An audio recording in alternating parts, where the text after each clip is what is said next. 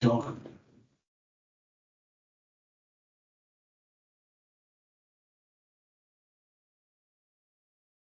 Oh, Good. good.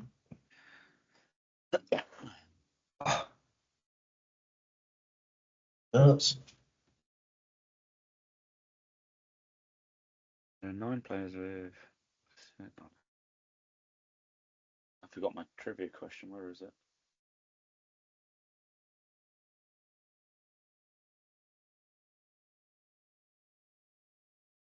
Ten players.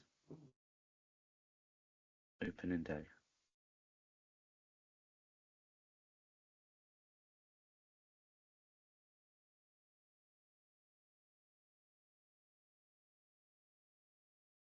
We are back. Welcome back, football fans, to season 2 of Pitchside Perspective podcast. We are thrilled to kick off another season of exclusive insights and unfiltered opinions on the beautiful game we all love and adore.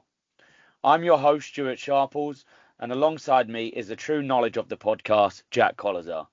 Get ready for a season packed with in-depth interviews from coaches around the globe, sharing their secrets, strategies, and stories from the sidelines. Plus, we'll be bringing you our unpredictable insights where you can expect some interesting takes and lively discussions that will keep you hooked. Whether you're a die-hard fan or you just love the game, we've got something for everyone. So grab your headphones, get ready for some dodgy banter, and let's dive back into the action. Talking about dodgy banter, Jack, my old mate, how are you? yeah. Thanks for that. Good. Excited to be back. Excited for the start of the Premier League.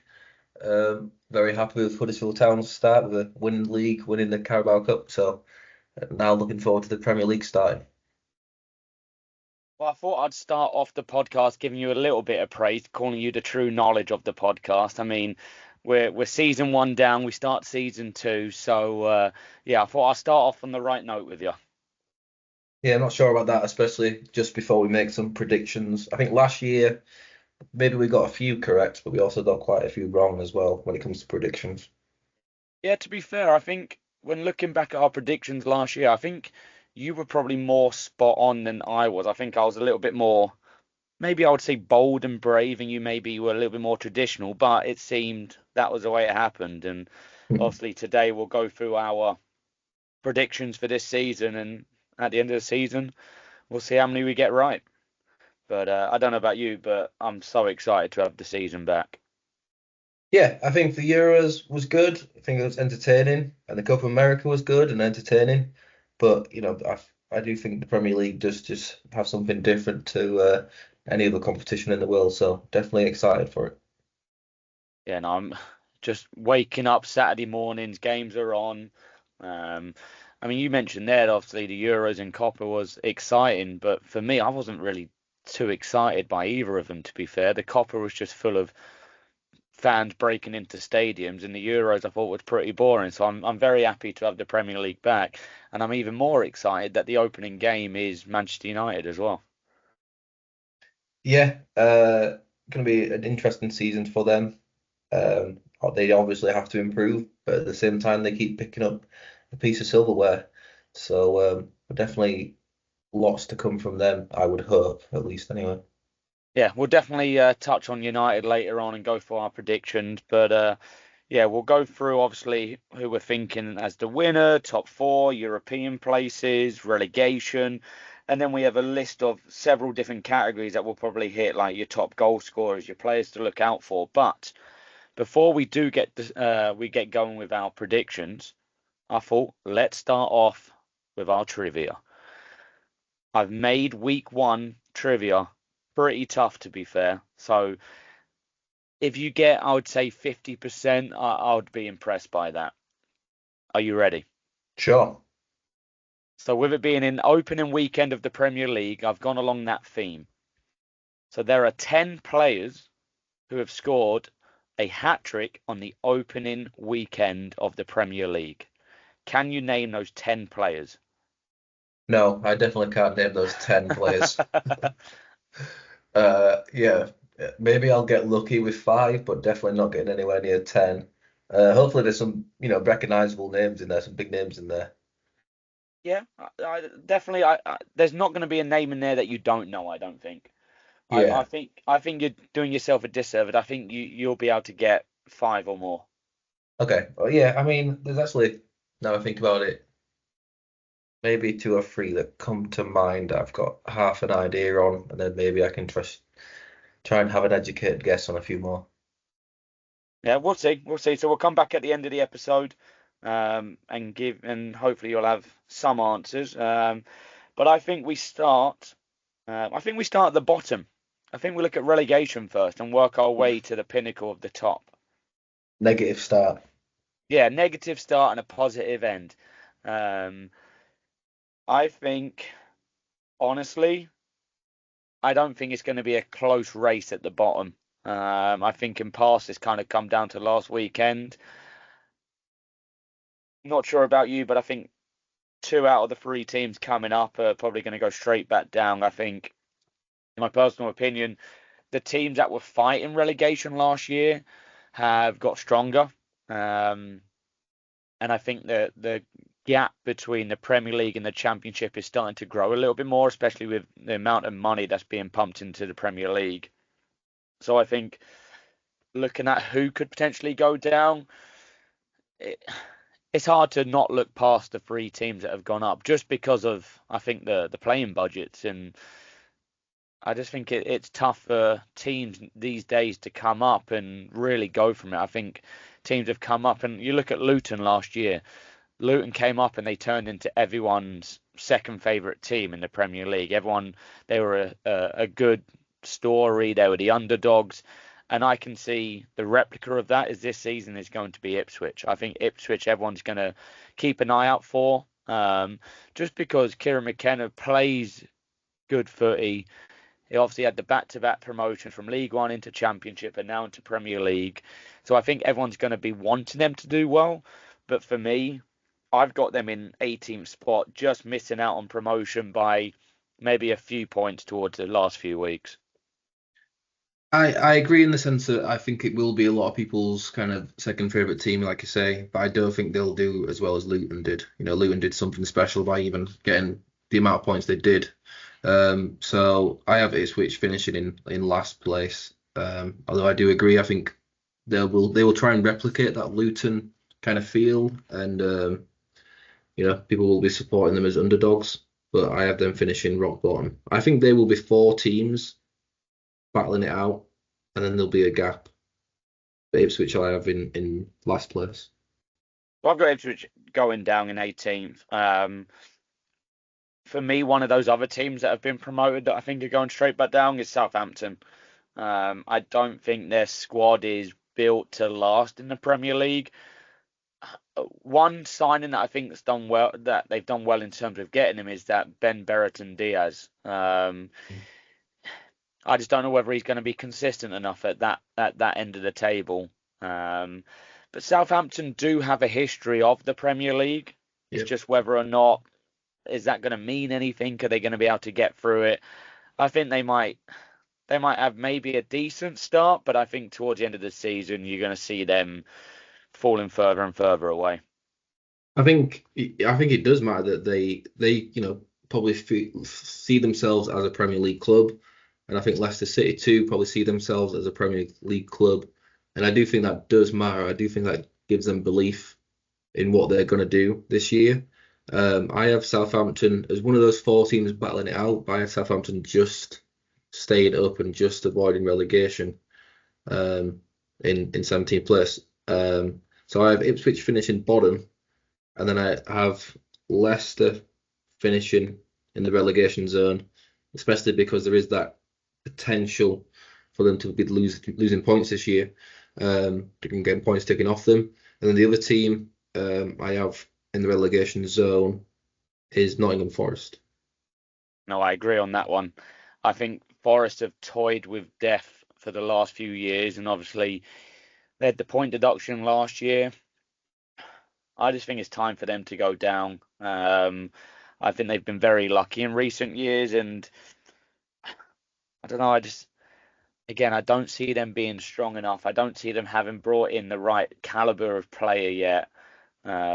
and yeah, I see them going down, and I see potentially them maybe having three managers in one season. I think Nuno's going to obviously start with him at the start, but I think I can see an early sack in there. Maybe not the first sacking, but an early one. Then I can see two more, one towards the end of the year when they panic as well.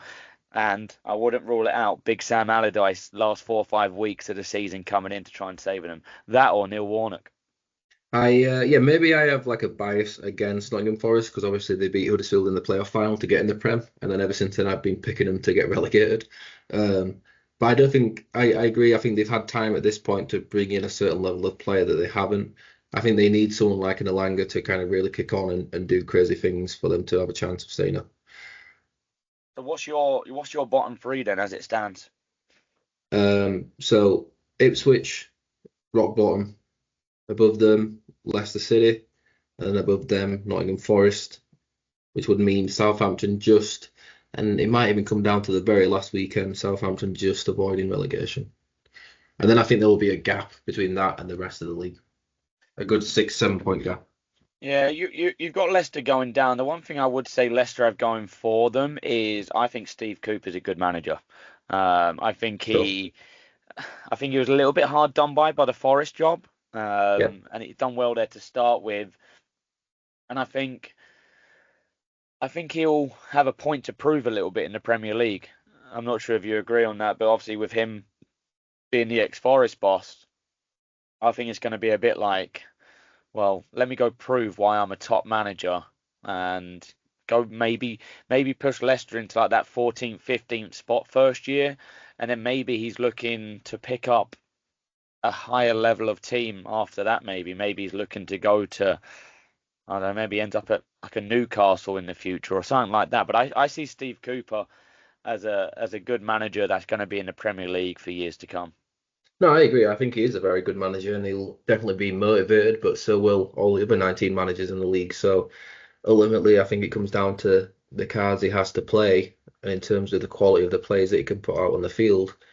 Um, it doesn't really matter how motivated he is to make a difference when his crop of players just aren't up to the same level as the majority of the teams in the league. The only other one I see maybe lingering around that zone is Brentford. Um, Brentford struggled a little bit when Tony was obviously serving his ban. And yes, he's back, but there's a lot of talk about him leaving. I thought he would have left by now. I thought another team would have picked him up. Like for me, I think an Arsenal is a perfect place for him to go and Yeah. play.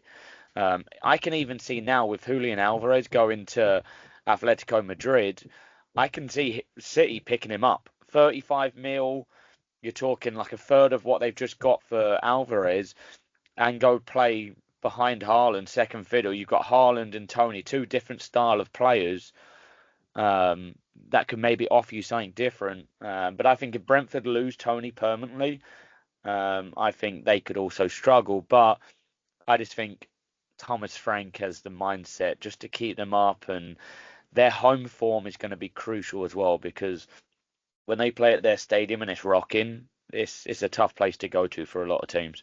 Yeah, although I do think if you're going to lose a big player like Tony, you want to lose him as early as possible, and then you have the rest of the transfer window to replace him, or at least plan for the season without him. So the longer it goes on, I think the bigger the impact's going to be if they do lose him. Yeah, no, I think so. I think maybe it's one of those that if he was going to go, he would have gone by now. Or maybe we're going to see a crazy end to the transfer window with multiple teams doing a little bit. Um, I spoke earlier about a little bit about Bournemouth, and I think Bournemouth are going to be fine just because of. I just think Iriola, the manager, I think he's a diamond in the rough that's going to come out and end up coaching at the top level of the game. Um, they play some really good stuff, and it took him a while to get used to the Premier League and get going. My only concern again with Bournemouth is similar to Brentford in terms of losing Solanke. He got 19 goals last year, Solanke. Mm. That's a lot to replace, and finding a striker that's going to get you that amount of goals is like gold dust. It is hard. Yeah, definitely. It'd be interesting to see. But yeah, for me, it's going to be Ipswich, Forest, Leicester, Southampton, just avoiding, and I think there'll be a gap between that and the rest. I expect Brighton to probably drop off a little bit as well, but they're my three teams for relegation. Well, yeah. So like obviously one of the categories we looked at as like a biggest surprise. I was thinking at first I was thinking Crystal Palace, but then is it really a surprise of Crystal Palace? Like, I mean, they had a great end to the season last year, so is it really a surprise if they carry on that form? I don't quite think so. Um, but here's a fact for you. I can't remember what I saw this on, but if every game last season finished in the 75th minute, not that it would, but if it did, Crystal Palace would have finished the league in fourth place. They just struggled with the last part of the game. But it does go to show that Glasnow's got Palace playing very well. But then when I looked at bigger surprise and then not having them there, I think Brighton could be on the downward slope. I think they could be in like that 15th, 16th place season. Their manager's 31 years old. Fair Mm. play to him to be managing in the Premier League, but I don't know. I just don't see Brighton pushing on. I think they've had their time. They've had that little blast when they're under De Zerbi and Graham Potter before that. I don't know. It's a very well run club, but I just don't see them pushing on. I see them dropping off. Yeah, well, I remember, like, I think this time last year, when people were touting Brighton to kind of finish in the top six because they obviously play some really nice stuff at times. My point was that you can't continuously lose your best players and expect to stay up where you are. You're gonna start dropping down the table, and obviously in recent years they have lost their best players. Maybe not so much this transfer window, but what they also haven't really, from what I can think of, brought in any guys at the top end. And ultimately, I don't think you stand still, right? You're either improving your team and working your way up, or you're dropping down. There's no in between. So I think they are. Yeah, I can see it being a tricky season for them. Not really getting dragged into the relegation zone battle, but also not a lot of hope for European competition. Let's say. Yeah. Um, and I think that mid-table category of teams can swing to a multi of teams. It could be anyone. So I think we look to push on towards European places. Um, so you're talking now the Conference League, the Europa League. We'll talk obviously top four in a little bit, but I think when we look at those European places, I think there potentially has a chance of a surprise team in there, but I'm not sure of your thoughts. So 5, 6, 7. Yeah, I'm gonna go in seventh place Newcastle. I'm gonna go in sixth place Chelsea. I know obviously it seems like a lot of crazy things happening there, just the amount of players they've got, but the amount of teams that complain that they don't have a big enough squad, and then yet Chelsea have a lot of players, and now that's the problem. So I'm trying to see it as a positive rather than a negative. And then in fifth place, I have Man United.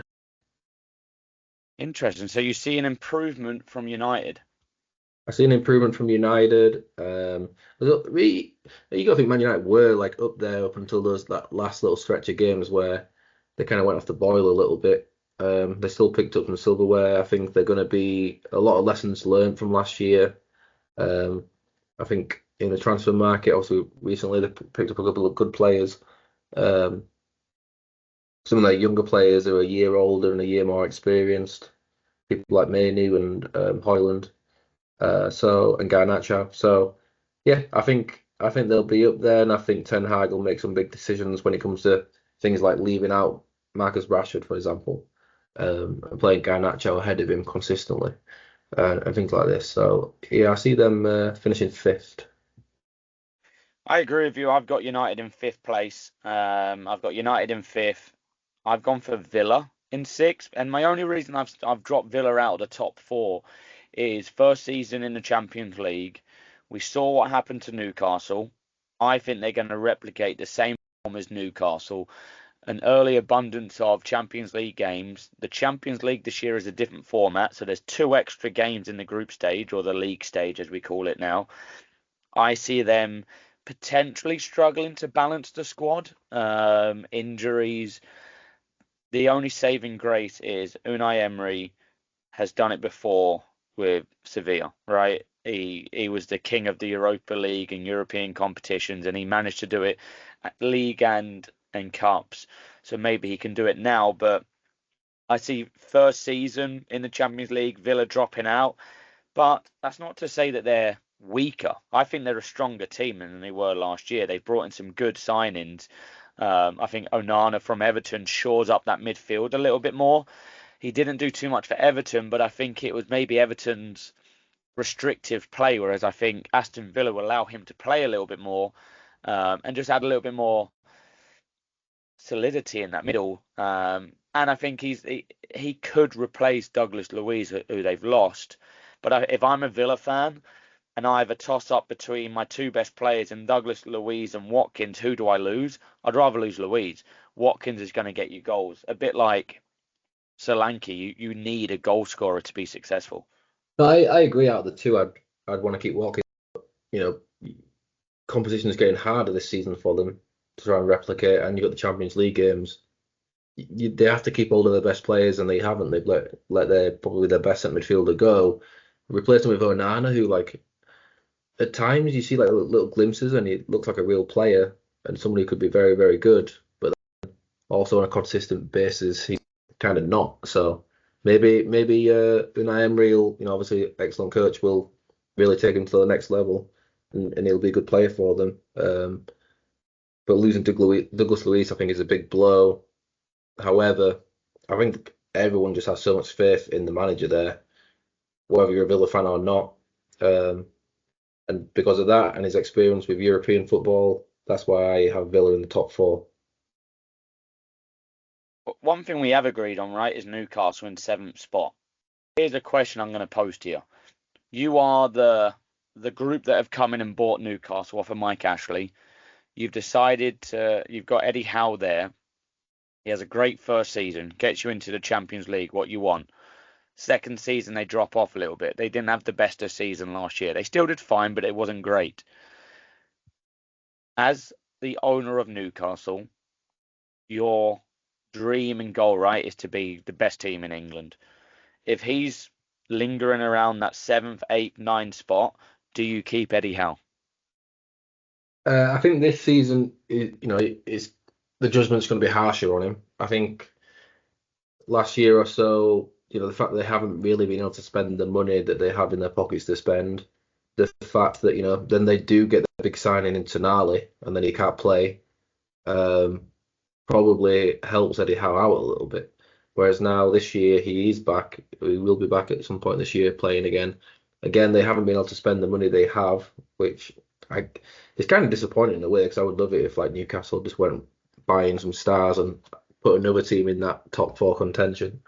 Um, but ultimately, I don't think the squad is a top four squad. So then to get rid of Eddie Howe for not finishing in the top four would seem a little unfair. Um, so I think unless they find a way to spend more money and to invest in players, obviously they have some very good players, but do they have a squad that's better than Liverpool or Arsenal or City? No, they don't. They don't have a better squad than Chelsea or United either. So I think if they finish seventh, I think that is where they should be finishing. Yeah, and And maybe eight, like even someone like Tottenham could argue like actually we're a better team than better squad than Newcastle. Um, so I think they probably got the seventh or eighth best squad in the league. So if they finish seventh, that's where they should be. yeah, I see there's two different expectations. The manager has one, and he's probably more realistic, and the ownership group probably have more dreams really than expectations. And I can just see Newcastle dwindling off, and they go look to get rid of Howe, or there is also the chat, right, that Eddie Howe could be looked at for the England job. So maybe he leaves and he's right. Maybe he gets to a stage where he goes, I've taken Newcastle as far as I can. This is my one and only chance to manage England. We'll see. But I see come the end of the season, Newcastle having a different manager. And it'd be interesting when we record our last episode to see how true these predictions are. But the interesting thing you've said is Chelsea in at sixth spot. I just don't see how they're going to manage the squad they have. I was just looking here. They got a total of 55 players on their books. I'm just looking through it now. They have eight goalkeepers, seven fullbacks, nine centre backs, 15 midfielders, nine wingers, seven strikers. Like, Yeah, I mean, I'm sure those numbers are somewhat inflated with like, youth prospects, let's say, who aren't really expecting first team games. I think Chelsea's, I don't think having a big squad of very talented players is a bad thing. I think that's a much better problem to have than having a squad like you could say Arsenal, where out of their top 13 or 14, there's a big drop off in terms of talent. The problem obviously Chelsea are going to have is one, getting all those players to be able to mix and play together consistently at a high level, which they did towards the end of the season last year. And then the second thing is keeping them all happy, which is probably going to be a very challenging job. I'm sure they'll be hoping for a couple of good cup runs in both of the cups to try and get some more games for the squad players as well. But having tons of really good players, I don't think is a bad thing. It's just whether the manager can knit them all together to work together. well, talking about the manager, I mean, Enzo Maresca, he was at Leicester last year, right? And he done a fantastic job with them, playing some quite entertaining stuff. It's going to be interesting again, another Pep Guardiola product, right? So you've got Mm. him, you've got the likes of Mikel Arteta, Ten Hag a little bit when he was at Bayern. Um, it's going to be interesting to see how he does, and I think is this going to be a bit similar to the Lampard situation, maybe, where there's a manager in place who wants to coach, but he's having to manage everything else from the bottom up in terms of managing all those players' expectations. I mean, they've just signed Pedro Neto, who, don't get me wrong, I think is a fantastic player and a great signing. But then if you're Mudryk and you're going, well, you've just signed me for X amount last year, and I'm a firm believer that the price you pay is resembles the importance on the team. You've just signed Mudryk for what was he like, nearly 90 million, and now Pedro Neto's coming in, and it's like, mm, I just don't see that harmony being there, and I can see there being a little bit of kind of a little bit of what I was trying to say is just too much egos in the changing room. Yeah, I there'll be some unsettled players for sure, but it's only like what Mateus Nunes going to Man City and I don't know if he's kicked a ball for Man City yet, but yet they keep winning. And ultimately, like a lot of these things, if you're winning, these problems go away. That's really the key to everything is winning matches, and then everyone seems to be happy. Or the ones that aren't happy aren't making a big deal of it because it's hard for them to really make a fuss when the team's winning if they're not in it. So the key is going to be winning games. Yeah, I think the big thing I think's a mistake is them getting rid of Conor Gallagher. I think he's a little bit of the glue that keeps that squad together. I think Reece James is the club captain, but he can't stay fit for more than a week. So Conor Gallagher's been in there, and I think unless he's gone to the manager and said, "Look, I want to move," but I think keeping Conor Gallagher could be key to them pushing for the European places. But we'll have to see. Um, Yeah, well, I think that whole move's a little bit in limbo right now, right? Because of well, he got just called back as well recently. He flew there and yeah, then I said, think "No, there can was actually come back." the knock-on effect of other transfers and money being switched over and things like that. So it's not 100% gone through yet. He might end up staying. Um, I think he probably wants to leave, or else he wouldn't have done it in the first place. So it might be a tough situation to come back afterwards. But I think he's a fan favourite, so I'm sure the fans would enjoy him coming back. But I'm sure Chelsea are trying to get a few more out the door before the end of the transfer window too. So my next question for you: we've both got United in at fifth place. Is Ten Hag the manager of United come the last game of the season? Yes, because I think they're going to be competing for the top four throughout the season. And I think that it should be their objective to finish in the top four. So the fact that they're going to be close to it throughout the season is going to keep them in the job. I think then you finish the season, and then again, if he keeps winning the cup here and there as well, it's very hard to sack a manager who wins you a trophy at Man United after years of not winning anything. So I think it's also really time for kind of some realistic expectations of Man United. Like, you're not Man City, Arsenal, you're not Liverpool, you haven't won the league in however many years. So winning an FA Cup, winning a League Cup. Compare that to a Tottenham fan who never wins anything. You kind of be grateful for what you get a little bit sometimes. I agree with you. And Andy Mitten, the United sport journalist, he said in 10, 15 years' time, you don't remember your team challenging for the top four. You remember your team picking up the trophy at the end of the season. Right. And the FA Cup, everyone wants to win the FA Cup. I don't see anything against that. I think winning the FA Cup is a huge achievement. League Cup maybe a little bit less, of course. But as a United fan, would I take finishing fifth but picking up another FA Cup? I lean towards yes, just because I still think United are a couple of years away from really truly being called a contender. And as you said, you remember the trophies. Contenders to win the league. Yeah. I think it's more than a couple of years, isn't it? It's more like 5 years contenders to Well, win the yeah, league. You got to I'm get Pep, referring to a basically Pep, couple as by like the three or time, four. yeah, well, depending on when Pep Guardiola leaves City and what happens with all the rules they broke, whether they get punished for it or not, you know, then they might start thinking about being a contender. But for now, it's more a case of closing the gap on, I would say, Liverpool before you start thinking about Arsenal and Man City. Yeah, I think United have promise, and we've got some good youngsters in there. Kobe Mainu obviously had a great season last year. Can he keep that going? Garnacho.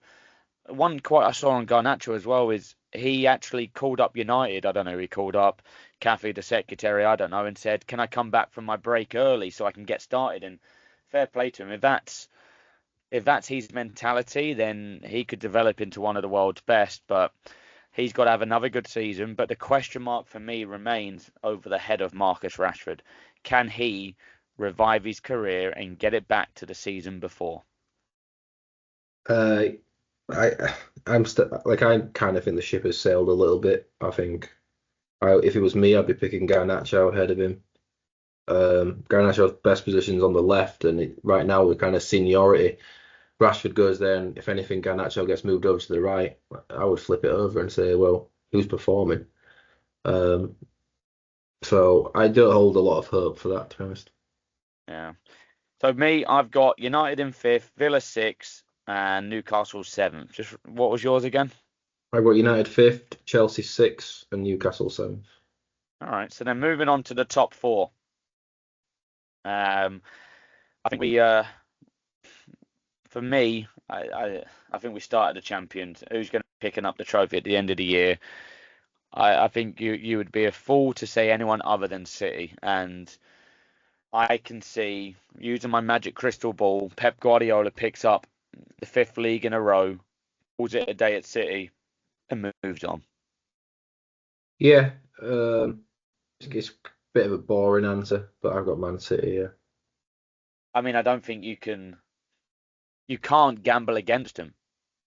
Yes, Arsenal are getting closer and closer, but I think until the day Pep walks out the door, they're going to be the contenders no matter what. Um, my only maybe shadow looming over them is if Haaland gets injured, where's their next striker? With Alvarez leaving, obviously with a I couple don't of think it weeks left to matters. go.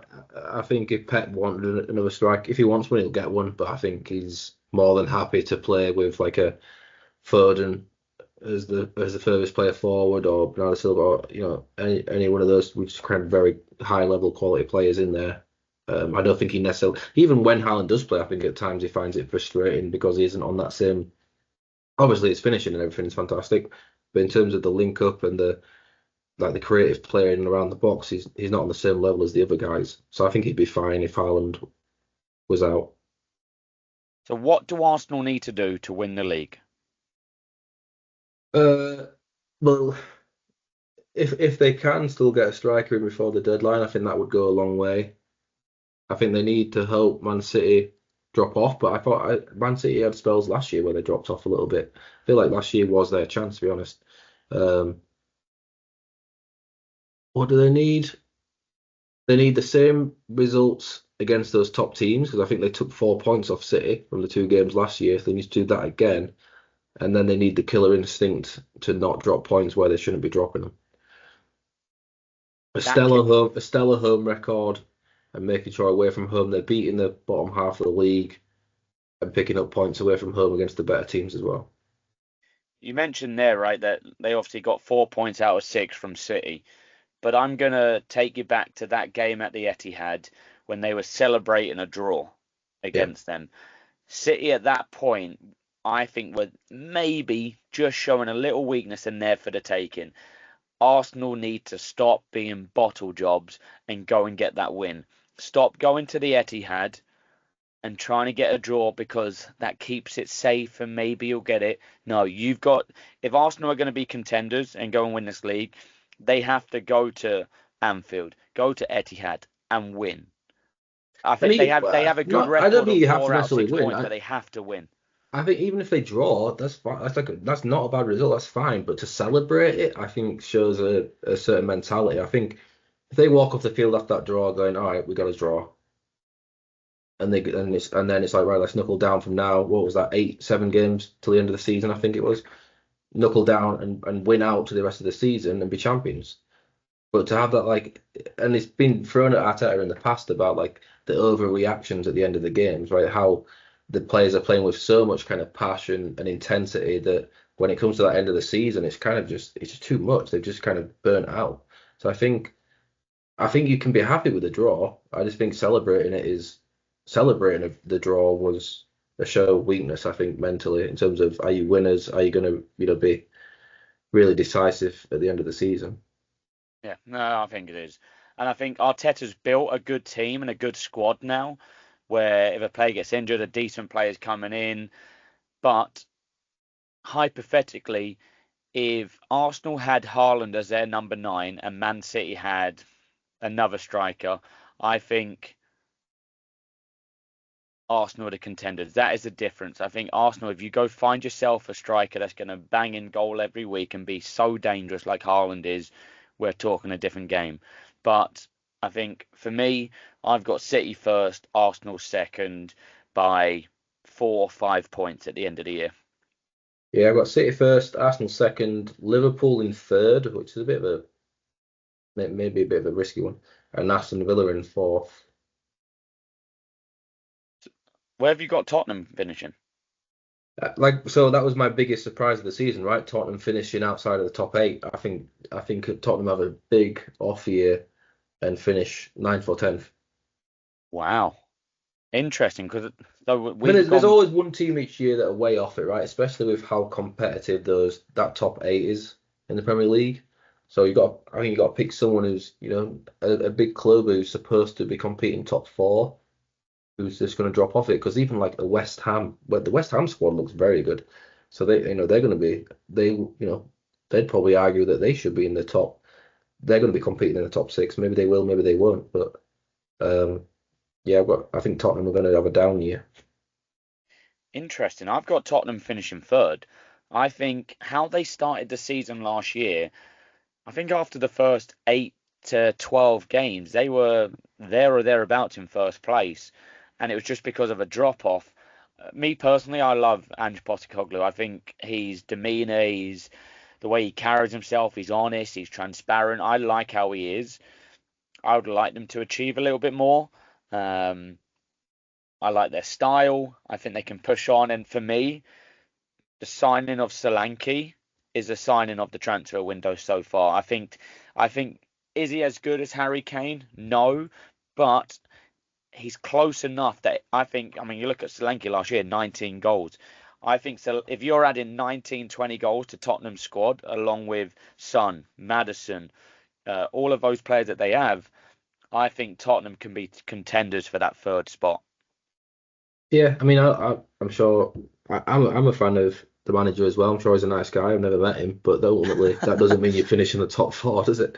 I don't know. It's just nothing in particular why I'm saying it, except I'm just a bit of a hunch that I think someone has to not finish in the top seven. Do I think that, and looking at the teams in there, City, Arsenal, Liverpool, Villa, United, Chelsea, Newcastle, it's not like we're saying there's going to be a bad team finishing above them. Um, I just think they're going to have a little bit of a down year. I just can't believe you actually hate Tottenham. But anyway, moving on then. Liverpool, new manager, new era, no more Klopp. You've got them in at third place. Mm. you see them continuing the success and being a dominant team? Yeah, I just see the players. I mean, the team in terms of the players have competed at a high level for a number of years. Their experience finishing in that top four, and I think they do it again. The manager's definitely going to be one to watch. Going to be really interesting. But I think they've tried to find someone who's going to kind of carry on Klopp's work. Obviously, a different personality, but in terms of the style of soccer, somewhat, without having to rip up the script and write a whole new way of playing for the team. So I think Liverpool will do well this year. So my only thing for Liverpool, I've seen a couple of their games. Obviously, they played United and beat United, so this is going to sound like me throwing my teddies out the pram. But he's got them playing a similar watch style to how Klopp was, but on the build out phase of it, they're quite expansive. And there was a Mhm. numerous time in the preseason. I know you can't read too much into preseason that they were caught being quite open, and they conceded quite a few shots within preseason. My only thing with Liverpool and the way he's going to want them to play, is it going to maybe take them a little bit of time to get going? And I think with all the big teams that had so many internationals, it's going to be a case of getting those international players fit as quick as you can to get them in. Um, I think it's the key players too. It's the fact that you got Salah scoring goals, you've got Van Dijk at the back patrolling things, you've got the creativity of Alexander Arnold. The Szoboszlai was really good last year. So you've got those key players that are going to get you over the line, even if it does take a while early on to get the style of play down, how he wants things. You've got those players that are going to get you over the line and get you the wins.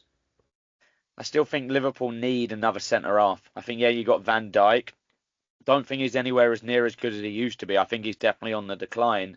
But I think, yeah, you got Quansah in there and a few others that are squad players. But I think for Liverpool to guarantee third, fourth spot, go sign another top centre back.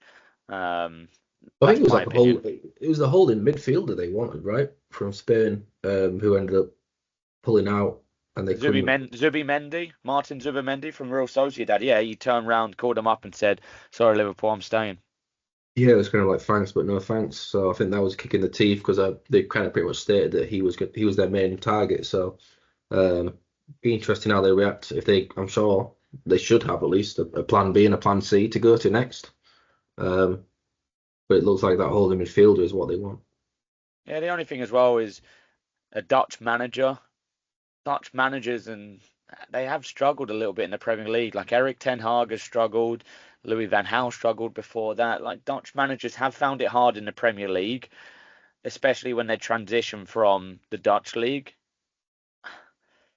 I mean, look, even being a United fan, I don't want to see Liverpool crash and burn because you want the Premier League to be an entertaining season. You don't want just Man City running away with it again. You want there to be a battle for the title. So you do want teams like that fighting for it.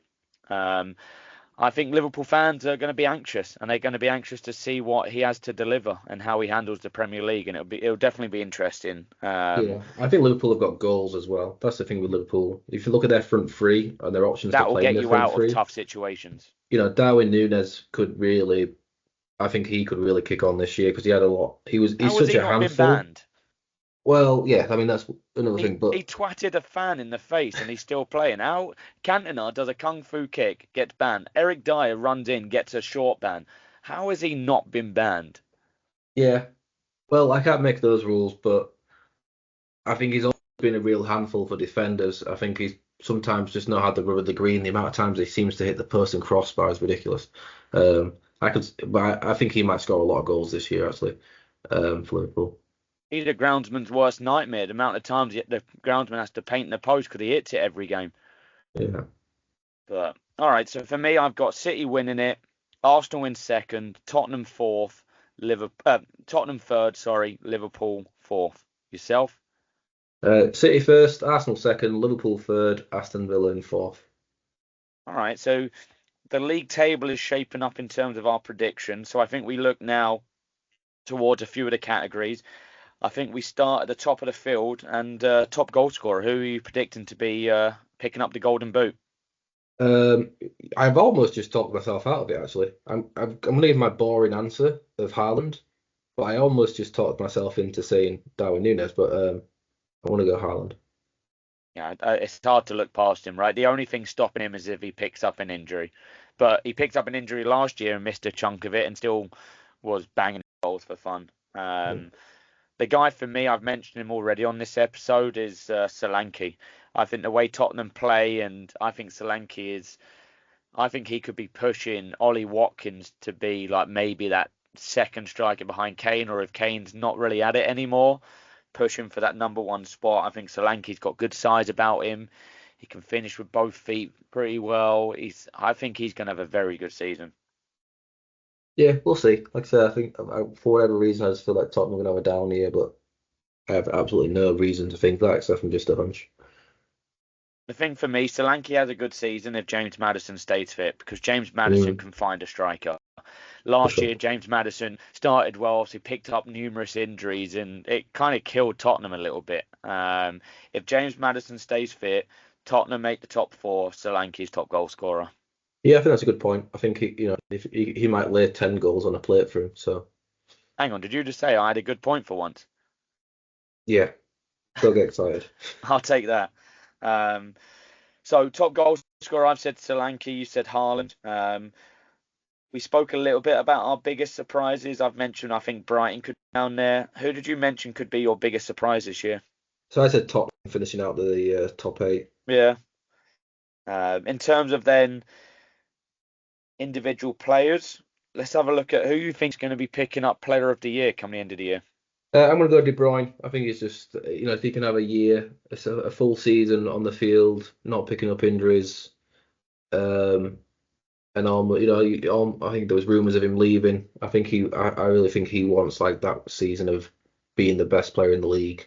Because he's always been there or thereabouts, and recently maybe not, just because he's been in and out of the team. So I think him with a full season, just laying goals out for everyone in the Man City team, scoring goals himself, just the best passer in the league for sure, one of the best creative players in the league, and can score goals. So I'll say De Bruyne. Yeah, don't get me wrong, a fantastic player, but I think those injuries are creeping up with him a little bit. Like he struggled towards the end of the season. He seemed quite injury prone, but I think you're spot on in terms of he's probably going to want. I think he's like toying maybe with a move abroad, maybe to Saudi. And he mentioned why would he reject a move to Saudi because it would support his family long Mm. term. So maybe he wants to go out with a bang, go win a fifth title in a row, go be top dog. But for me, I've got another City player that I think is the standout player, and that's Phil Foden. Yeah, Uh, could be. I mean, I was a little bit, disappointed with the Euros when you think about him being the best player in the Premier League last year. They didn't light it up in the Euros, but he could definitely be it for sure. I mean, the yeah, fact I that just think both of those guys are going to be playing in the same team with Haaland ahead of them is a bit of a joke. stop it. Um, so then the next question, then a player to watch. Who, in your opinion, should fans be looking out for? This is a tough one. I was thinking about, so I think I'm definitely interested to watch Cole Palmer now that I think people in the change rooms are going to be pointing to his name on the board saying that's the man we got to shut down. So is he still able to um, be as good as he was last year? I think in a similar sense, Kobe Manu, he broke out last year. Now people know about him. Can he have a good full season playing at a really high level consistently? Even though he's still very, very young. In terms of a new signing that I'm looking forward to watching, I think Todibo, the West Ham centre back they've signed, I think he could be really, really good. Um, so I'm interested to see just how good he is in the Premier League, and he's someone that I could see, having a really good couple of years at West Ham and then move into one of those top four teams if West Ham don't break into that category. Um, and then in terms of a manager to watch, like we mentioned before, Arne Slot, I'm definitely interested to see what he does. Some interesting shouts there. Your player to watch. Remind me again. Well, I've mentioned a few actually. Cole Palmer, Kobe Manu, and Todibo. Yeah, I like your last shout there because I think like someone like Cole Palmer and Mainu, not that they've had their breakout season, but like we're watching them already. So I like your shout of the West Ham lad, and I think you're right. At first, he wanted to be going to United, but obviously there was that ruling that wasn't allowed between the dual ownership. So he's clearly a contender for the bigger teams. So Mm. go spend a year or two at West Ham, and then maybe do you get a move to a City, to a Liverpool, someone like that. Um, for me, my player to watch, and I enjoyed watching him in the Community Shield, was Oscar Bob. Yeah. I think Pep's going to give him more minutes this year, um, and I just like his style of play, how he handles it. He rarely loses the ball, and I think under Pep he can go places, and I think he's going to be getting more minutes, and he could potentially be shifting the likes of Jack Grealish out the team. Yeah, I mean, why not? I think Pep's shown. Well, as to be fair, like with Phil Foden, it took a lot of time for him to really trust him, right? So it'd be interesting to see, even if he comes in for a game and plays great, whether he then gets more game time immediately afterwards. Because I think he does seem to. It takes a lot to gain his trust, I think, right from the players. Yeah, I think with Pep, if you're a fantasy football player, you don't really put in any Man City players except maybe Foden and Haaland because Pep tends to rotate his players every week. So one minute Oscar Bob could bang in a couple of goals, and the next week he's on the bench because Pep's putting another player in. So I think you're right there in terms of he might play, he might not play, and it took Phil Foden a while for Pep to really get him in there and be a true starting player. So maybe Oscar Bob's following in the footsteps of Foden this Mm. year, going to get I maybe think, more appearances and next year start. yeah, it could be a lot of sub appearances because you're thinking that midfield, we just talked about how good Foden and De Bruyne are and our contenders for player of the year. You've got Rodri in there, who's probably the Yeah. best centre midfielder in the world. So it's like not a lot of places up for grabs for him to get in the team. Yeah, you mentioned as well about new signings. The one new signing that I'm looking forward and I'm also hoping that he has a good season is Smith Rowe. Emil Smith Rowe, who's moved from Arsenal to Fulham. He was one of the main players 2, 3 years ago at Arsenal, and he was looked at as being the next up and coming English player. I do think he's needed this move to go to a smaller team and go be the main man. Go be Yeah. the main man at Fulham, get your assists, and the way Marco Silva plays his games, I think he's going to thrive in that team, and I think he could definitely explode within that team. Yeah, I mean, so he was on loan at Huddersfield when we had a very good championship season, and he was the main man. And then he went to Arsenal and got into that team. Then he became, a real key player for Arsenal. And then there was a plateau. And I think so. I think you're right. I think that move was needed for him, and I think it could be him. Yeah, I could definitely see him having a great season. It's just he's the kind of player that needs to be on the ball all the time, and how much time are they going to spend defending compared to being on the ball might be a question. Yeah, and the other one as well is the new German striker West Ham have signed, Nicholas Füllkrug from Borussia Dortmund. He had a good Euros, so Hmm. to speak, a fairly good Euros, let's say. Um, he's powerful as well, and I Yeah, think Premier he's League. If you're talking Premier League strikers, I think one of the words that comes to mind is powerful. yeah maybe. I think less so in the modern day, but we just talked about how much Darwin Núñez is a handful, and so I think he's definitely going to be a handful. I do think it's always you also got to be careful of buying players because of Euros performances. Whether that is the case or whether they've already had this planned, I don't know. But could be good. Yeah, I don't know. I Yeah, honestly don't. I think that's one where if you want to, it's kind of one where it's kind of like wait and see because don't know enough about him.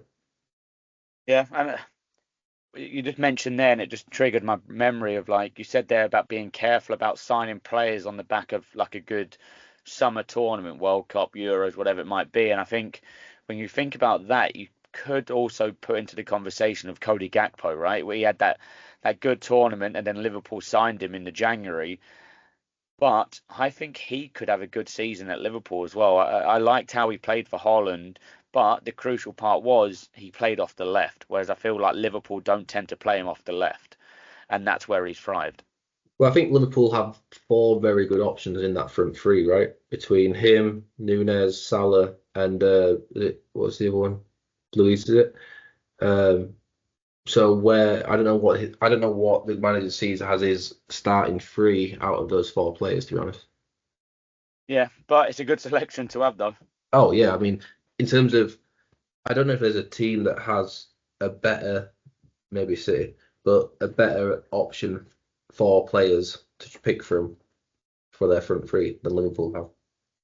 Yeah, no, I think Liverpool are gonna, as long as Arne Slot gets off to a good start, I think they'll be fine. But I think we're in for a good season. One season that I think is hopefully going to provide, as usual, a lot of entertainment. Yeah, I'm really looking forward to it, and I'm just looking forward to watching games every weekend. And before you know it, May will come, and we'll be seeing who's picking up the title. Yeah. Um, any last thoughts on predictions for the Premier League season? So who do you have in last place? Southampton finishing last. So I think we had a question last year of would Sheffield United beat the lowest points tally ever in the league, which is it 15, I think, from Yep. Derby, and and we said they would, and they did. Well, I think I did. I don't know if you did. So my question to you would be, do you see them getting more points than that 15 point mark, and do you see them beating Sheffield United's total? Yeah, I see Southampton getting some points, but just not being close enough. I think they would be better than Sheffield United. It would just be not enough to break out. I see them being in the bottom end for majority of the season and just falling away. Couple of manager sackings, and yeah, I don't see them. I don't see them doing well at all. Yeah, I agree. Right, I think they'll beat the 15 points mark, but um, and I think Ipswich will be between 15 and 20 points. Well, we've also mentioned right about sackings. Another prediction before we wrap up. Who's your first manager to get sacked? I did think about this question. I noted it down. For me, Nuno Espirito Sanchez. I think if Forest get off to a bad start, he just seemed like a very volatile kind of. I think he did a good job last year to keep them up, but I think he's one where the Forest board, who do sack managers, um, I think if they get off to a tricky start, I think he'll be the first one to go. What's his name again? Nuno. I'm going to make a bold prediction, and I'm probably going to get ridiculed for this, but I don't really care. I think Newcastle are going to have an iffy start to the season. It's going to get to October, November, and they're going to be struggling, or they're going to flip the lid and sack Eddie Howe. Eddie Howe Yeah, to be the first manager sacked. I I guess don't want it to I happen guess because I like him, but I just see Newcastle reacting um, I didn't know you had so elaborately. many great relationships with all these managers, Eddie Howe and Big Ange. You knew them so well.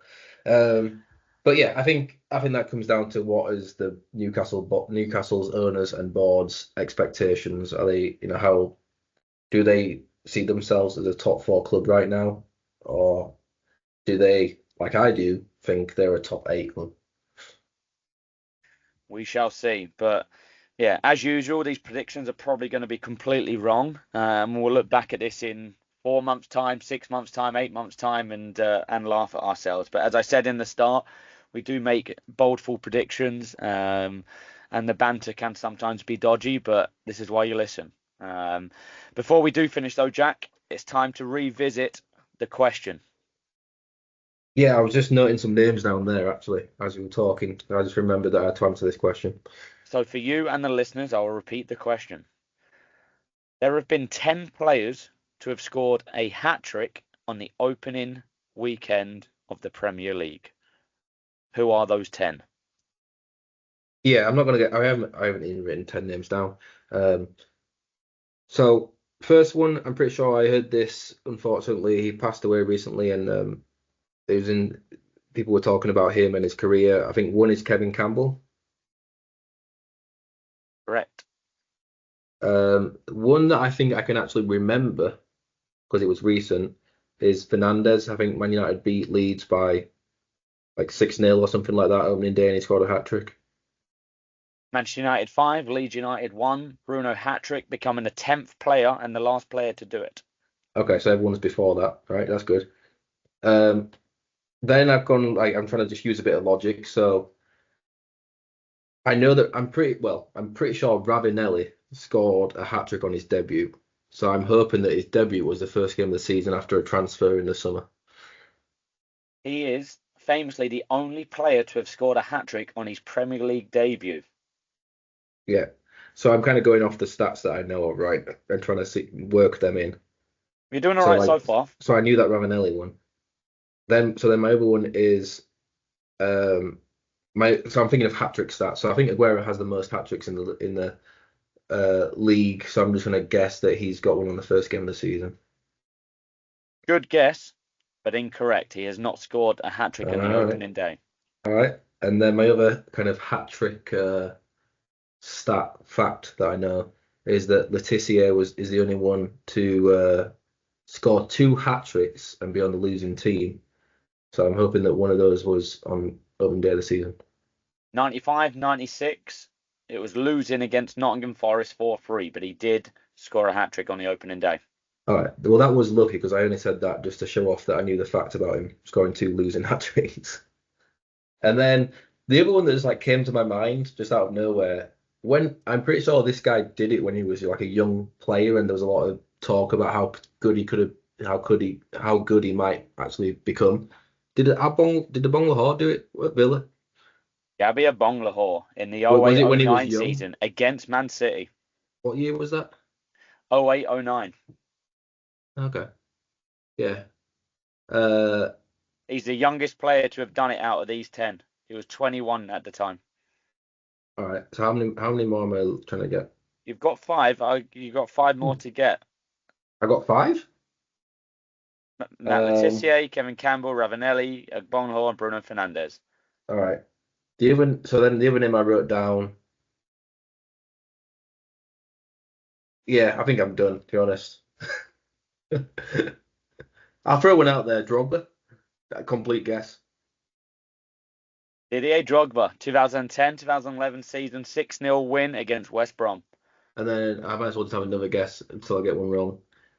Uh, this guy, not a big Premier League goal scorer, except from the fact that when they got promoted, he had that great season. I'm just going to throw out Kevin Phillips as a hopeful guess for Sunderland. I'm going to end your guesses and the Ah. question on that incorrect. The So what did I four get? you got Six? 6. Oh, that's actually way. I was thinking three or four, so that's good. No, I'm impressed. The remaining 4 that you missed out on. One of the earliest ones in the 93-94 season, Mick Quinn for Coventry. Okay. Wouldn't have got In next place, we have Dion Dublin, 97-98, 3-2 win for Coventry against Chelsea. that. Oh well, okay, yeah. Then after that, Raheem Sterling did it for Man City against West Ham. Raheem Sterling, that? Yep. Okay, yeah. And then the last one in the 2021 season, Liverpool 4, Leeds United 3, Mo Salah? Salah got the Hey, hat yeah. trick. I'm actually, The only I'm going to one, take my hat off. Well done to you. yeah, no, I'm happy with myself on that one. The only one I think maybe I could have had a lucky pluck at would have been Salah, just because of the amount of goals he scored. Maybe just have a guess of him. Well, I don't know about you, but I'm glad to be back on the podcast, bringing you episodes each week. Jack, any last words?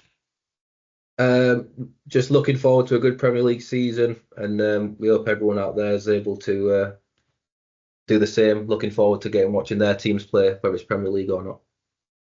Exactly. We're very happy to be back. And one last time, we will bid you a farewell. Goodbye.